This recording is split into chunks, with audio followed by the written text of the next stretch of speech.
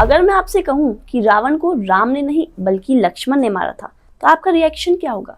जी हाँ, मैं बिल्कुल सही कह रही हूँ। एक ऐसी भी दुनिया है जहाँ रावण का वध श्री राम के भाई यानी लक्ष्मण के हाथों से हुआ था। ये बिल्कुल आपको एक टाइम लूप की तरह लग रहा होगा, जहाँ कैरेक्टर्स तो वही सेम है लेकिन कहानी बदल गई है।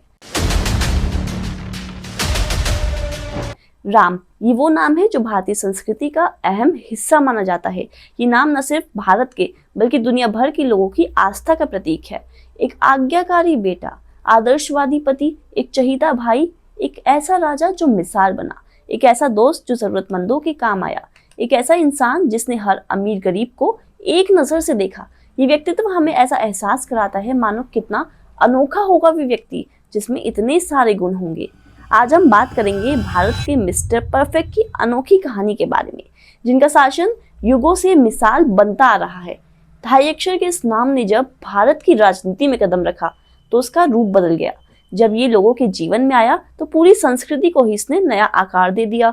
लेकिन शायद ही आपको पता हो कि श्री राम की ये अद्भुत कहानी, जो सदियों से महाकाव्य कहा जाता है, इसने न सिर्फ दूसरों को बदलने का काम किया बल्कि वक्त के साथ खुद भी बदलती चली गई।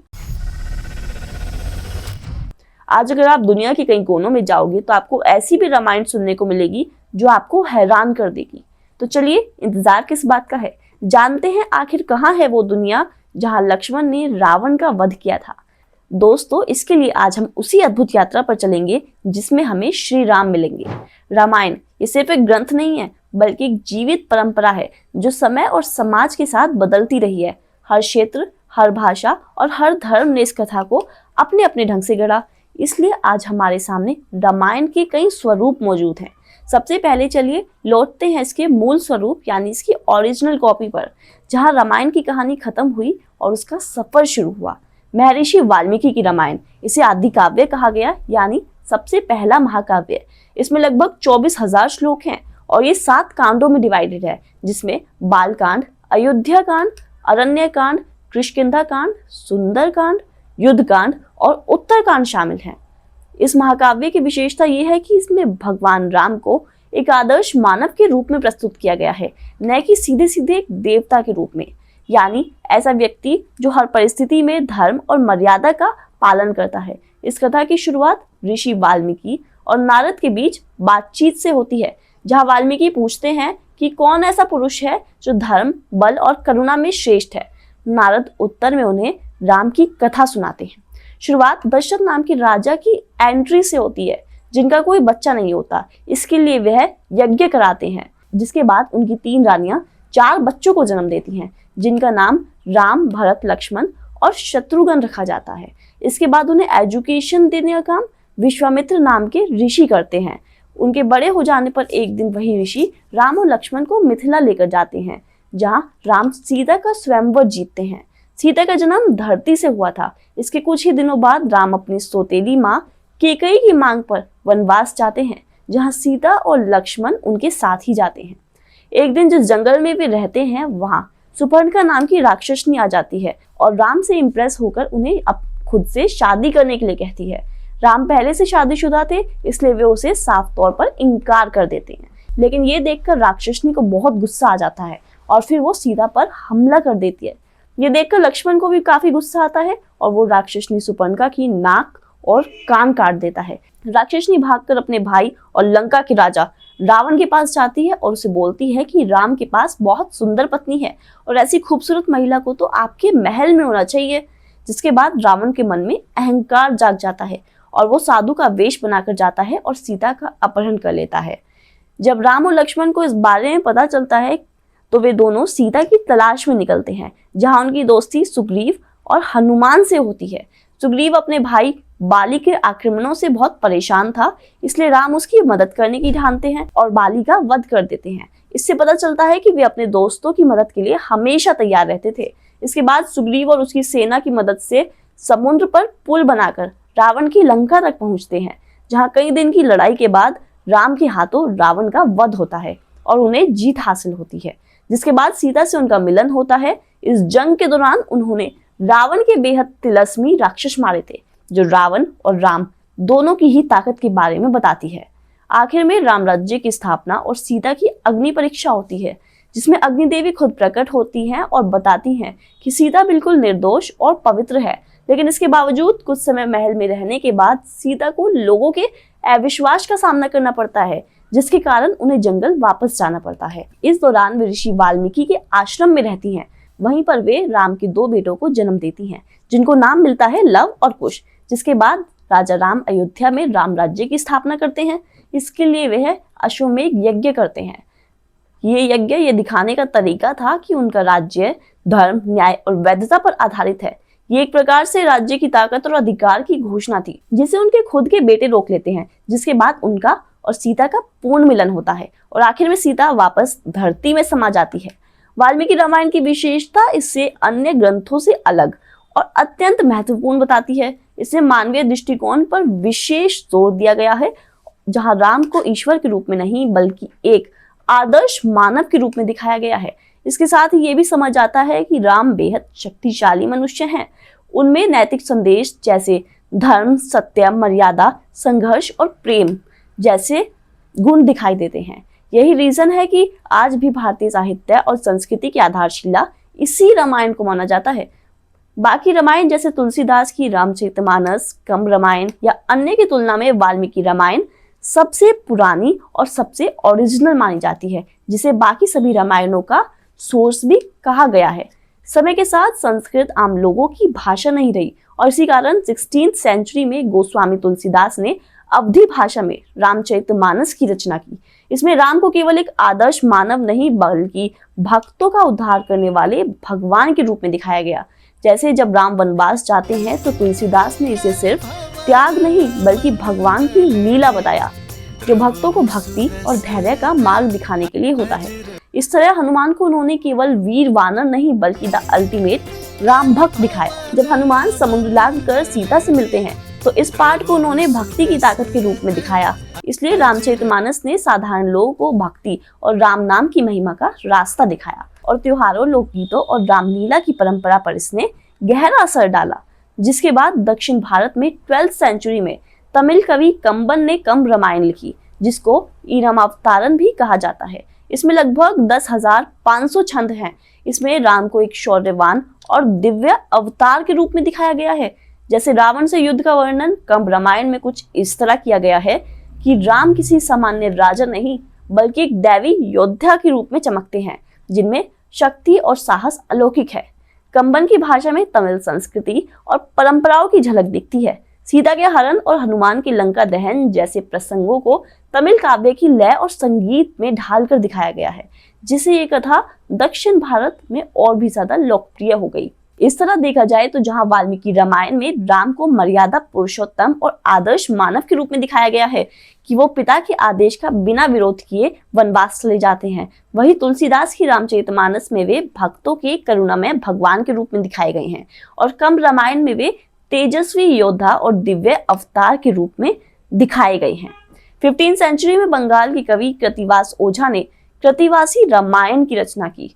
कृति का मतलब होता है मास्टरपीस। ये रामायण सिंपल बांग्ला भाषा में लिखी गई और बंगाल के फोल्क ट्रेडिशन से कनेक्शन रखती है। इसमें अनेक फोल्क स्टोरीज जुड़ी हुई हैं और कैरेक्टर्स को ह्यूमन इमोशंस के साथ दिखाया गया है। जैसे सीता स्वयंवर को ऐसे दिखाया गया है कि बंगाल की शादी ब्याह की रस्मों के रंग में ढाल दिया गया हो। सीता जब वरमाला डालती है तो उसका वर्णन ऐसे किया जाता है जैसे बंगाली लोकगीतों में दुल्हन वर को चुन रही हो। ये सीन वहाँ के लोगों को अपने कल्चर और ट्रेडिशन से कनेक्शन फील कराता है। इस रामायण ने रामकथा को बांग्ला समाज में घर घर तक पहुंचाने का काम किया और इसे केवल एक धार्मिक ग्रंथ नहीं बल्कि लोक जीवन का हिस्सा बना दिया। इस रामायण में बताया गया है कि हनुमान जी जब अपनी छाती फाड़कर दिखाते हैं कि उसमें श्री राम, माता सीता और लक्ष्मण निवास करते हैं, तो श्री राम उनकी भक्ति और समर्पण देखकर उन्हें अमरता का वरदान देते हैं। इसके अनुसार हनुमान जी पृथ्वी पर तब तक जीवित रहेंगे जब तक लोग श्री राम का नाम लेते रहेंगे और उनकी कथाएं सुनते रहेंगे। ऐसे हनुमान जी को पृथ्वी पर रहकर धर्म की रक्षा करने और भक्तों की सहायता करने का काम सौंपा गया। रामायण का एक दार्शनिक रूप भी सामने आया जिसे आध्यात्म रामायण कहा जाता है और इसे ब्रह्मांड पुराण का एक पार्ट भी माना जाता है। आध्यात्म रामायण में श्री राम को पूर्ण ब्रह्मा और सीता को शक्ति स्वरूप के रूप में दिखाया गया है। यहाँ कथा का उद्देश्य केवल घटनाओं का वर्णन नहीं है बल्कि आत्मा की मुक्ति और आध्यात्मिक ज्ञान देना भी है। ब्रह्मांड पुराण के रचयिता महर्षि वेदव्यास को माना जाता है और ये पुराण 18 महापुराणों में से एक है।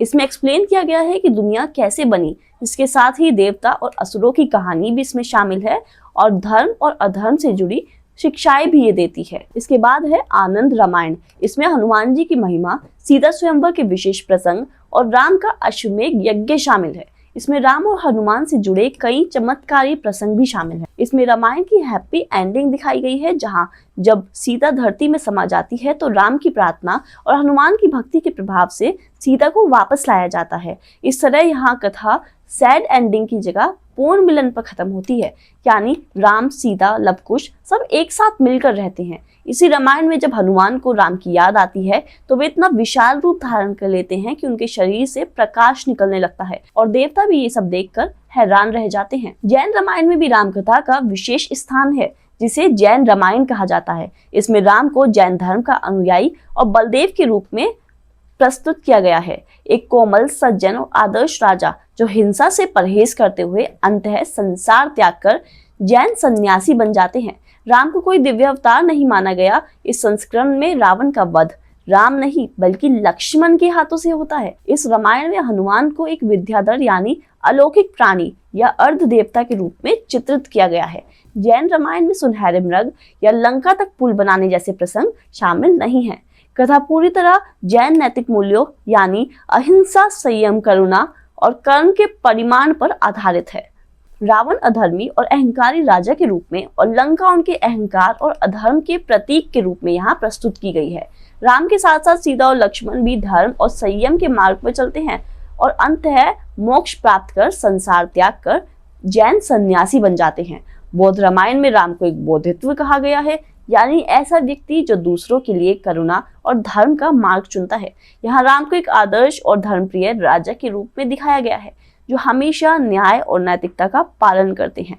इस रामायण की खास बात यह है कि इसमें रावण के मनोवैज्ञानिक संघर्ष को भी दिखाया गया है। रावण जानता है कि सीता का हरण गलत है, लेकिन उसका अहंकार और वासनाएं उसे रुकने नहीं देती।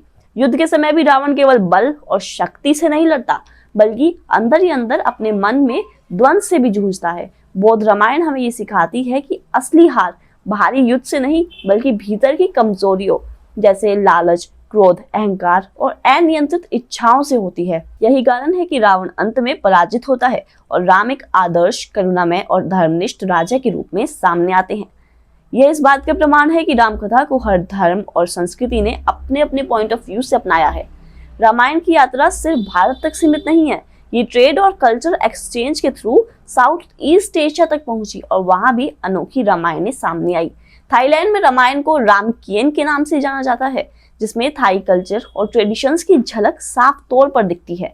यहाँ राम और सीता थाई फॉल्क कल्चर के आइडल हीरो हीरोइंस के रूप में दिखते हैं, जहाँ राम को फराराम, सीता को नांगसीदा, रावण को तोसाकांत और हनुमान को हनुमान कहा गया है। राम और रावण के युद्ध में स्ट्रेटेजी एंड मेंटल स्ट्रगल को बड़ा चढ़ाकर दिखाया गया है। जैसे रावण सीता को झूठा सपना दिखाता है जिसमें राम या लक्ष्मण किसी संकट में होते हैं, इससे सीता डर जाती है। इसका मोटिव राम को मानसिक रूप से परेशान करना और उन्हें कमजोर करना होता है। ऐसे ही रावण कई बार अपनी सेना या झूठे दृश्य दिखाकर राम की सेना को गुमराह करता है, जैसे कोई नकली हमला दिखाना। इससे राम और उनकी सेना को रणनीति बदलनी पड़ती है और रावण को जीत का मौका मिलता है। इस रामायण में एक वॉर बाहर तो दूसरी मन के अंदर हो रही है। युद्ध और अन्य घटनाएं नाटकीय और रंगीन रूप से प्रस्तुत की गई हैं, ताकि ये थाई नृत्य नाट्य प्रदर्शन खाउन के अनुकूल हो। इंडोनेशिया के बाली और जावा में रामकथा को हिकायत सेरी रामा कहा गया है, जो डांस और ड्रामा के थ्रू दिखाई जाती है। यहाँ राम को रामा, सीता को सीता, रावण को रावणा और हनुमान को हनुमान कहा गया है। इसमें रावण को असुर कम और ज्यादा human, moral and psychological conflict में फंसा हुआ दिखाया है, जो खुद से ही लड़ रहा है। जब वह सीता को हरण करने जाता है तो वह कई बार सोचता है क्या वह सही है, क्या वह धर्म के मार्ग पर चल रहा है, लेकिन आखिर में वह अहंकार और वासनाओं के कारण गलती करता है। इससे दर्शकों को ये शिक्षा मिलती है कि लालच और अहंकार मनुष्य को गलत निर्णयों की ओर ले जाते हैं। इसके साथ ही इसमें मेंटल स्ट्रेंथ को भी दिखाया गया है। जैसे जब राम ने सीता की खोज के लिए हनुमान को लंका भेजा तो हनुमान केवल ताकत का इस्तेमाल नहीं करते, वे चतुराई से काम लेते हैं। उन्होंने लंका में एंटर करते ही अपने साइज को इतना छोटा कर लिया और रात के समय गुपचुप तरीके से सीता तक पहुंच गए। सीता से मिलने पर हनुमान ने अपनी भक्ति और संदेश के माध्यम से उसे साहस दिया और ये दिखाया कि बल से ज्यादा रणनीति और समझदारी जरूरी है। इसके साथ ही नेचर को सुपर नेचुरल तरीके से दिखाया गया है। जैसे जब राम और हनुमान किसी कठिन मार्ग से गुजरते हैं तो उसे सेक्रेट पावर सोर्स और गाइडेंस मिलता है। इस रामायण को कठपुतलियों के जरिए पेश किया जाता है जिसमें स्थानीय आदिवासी देवी देवता और सांस्कृतिक विश्वास शामिल होते हैं। कहानी में पर्वत, नदियों और जंगलों को ऐसे दिखाया गया है कि मानो स्थानीय पवित्रता और देवी देवताओं की शक्ति से जुड़े हों।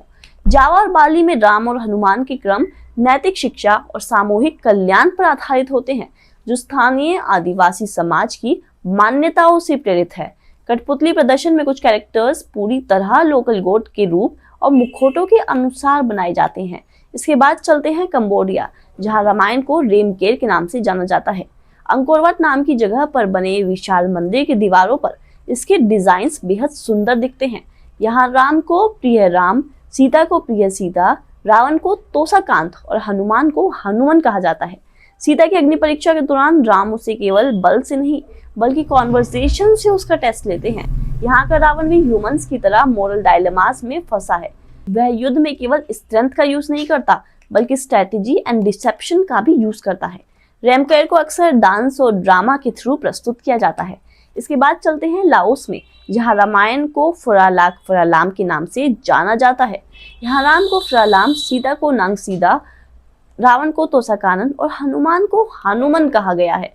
कथा में वाल्मीकि रामायण के मूल घटनाक्रम को पूरी तरह से बनाकर रखा है, लेकिन इसमें स्थानीय बौद्ध और आदिवासी विश्वास भी ऐड किए गए हैं। जैसे वनवास के दौरान राम और लक्ष्मण को जिन राक्षसों का सामना करना पड़ता है, उन्हें केवल शारीरिक रूप से नहीं बल्कि उनकी नैतिक गलतियों और लोभ से भी जोड़ा गया है। युद्ध में रावण की हार केवल शक्ति के कारण नहीं होती बल्कि अधर्म, नैतिक कमजोरी ही उसकी असली हार की वजह बनती है। इसके बाद चलते हैं मलेशिया में, जहाँ रामायण को हिकायत सेरी रामा के नाम से जाना जाता है। इसमें राम को सेरी रामा, सीता को सीता, रावण को रावणा और हनुमान को हनुमान कहा गया है।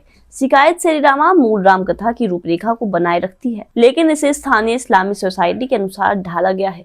इसमें इस्लामिक एथिक्स जैसे अदब, जस्टिस और कंपैशन दिखाई देता है। अगला देश है फिलीपींस, जहां राम कथा को महारादिया लवाना या हिलीला वोड के नाम से जाना जाता है। इसमें राम को महारादिया लवाना कहा जाता है, जबकि रावण और अन्य पात्र स्थानीय आदिवासी कल्चर के अनुसार दिखाए गए हैं। इसमें टोटल कैरेक्टर्स आदिवासी वाइब देते हैं। युद्ध और संघर्ष में राम केवल पर्सनल रिवेंज के लिए नहीं लड़ते बल्कि समाज और न्याय की रक्षा, प्रजा की वेलफेयर और मोरल गवर्नेंस के लिए रणनीति अपनाते हैं। इसके पात्रों और घटनाओं में लोक कथा, प्रकृति और आदिवासी रीति रिवाजों का मिश्रण साफ रूप पर दिखाई देता है। अब सवाल उठता है, इतनी अलग अलग रामायण आखिर क्यों? इनकी क्या जरूरत थी? असल में रामायण सिर्फ एक धार्मिक ग्रंथ नहीं है बल्कि एक लिविंग ट्रेडिशन है। हर समाज ने इसे अपने जीवन, संस्कृति और आस्था के अनुरूप ढाल लिया है। भाषा का अंतर इसे अलग अलग रूप देता है, जैसे अवधी, तमिल, बांग्ला, पाली, थाई, मलय आदि। पॉइंट ऑफ व्यू में भी सभी के अंतर है, जैसे कहीं राम भगवान हैं, कहीं आदर्श मनुष्य हैं, कहीं वीर योद्धा हैं। संस्कृति का असर भी साफ दिखाई देता है, जैसे उत्तर भारत में भक्ति, दक्षिण में वीरता, बंगाल में भावुकता, जैन परंपरा में अहिंसा और दक्षिण पूर्व एशिया में लोक कला का रंग। इसी कारण रामायण एक होते हुए भी कई रूपों में जिंदा है और यही इसकी सबसे बड़ी ताकत है। ये हमें सिखाती है कि चाहे समाज कितना बदल जाए, भाषा कितनी बदल जाए, संस्कृति, धर्म, सत्य और मर्यादा के आदर्श कभी नहीं बदलते। आज भी हम अगर रामायण पढ़ते या सुनते हैं तो ये हमें याद दिलाती है कि सत्य की हमेशा विजय होती है और अन्याय कितना भी बड़ा क्यों ना हो जाए, आखिर में उसका अंत ही निश्चित है। हर जगह, हर संस्कृति में राम कथा ने अपना नया रूप लिया और लोगों के दिलों में अपनी जगह बनाई। अब आपकी बारी है, कमेंट सेक्शन में बताइए कि वो कौन सी रामायण है जो आपको सबसे ज्यादा पसंद है और क्यों। आप इनमें से कितनी रामायणों के बारे में पहले से जानते थे? नमस्कार।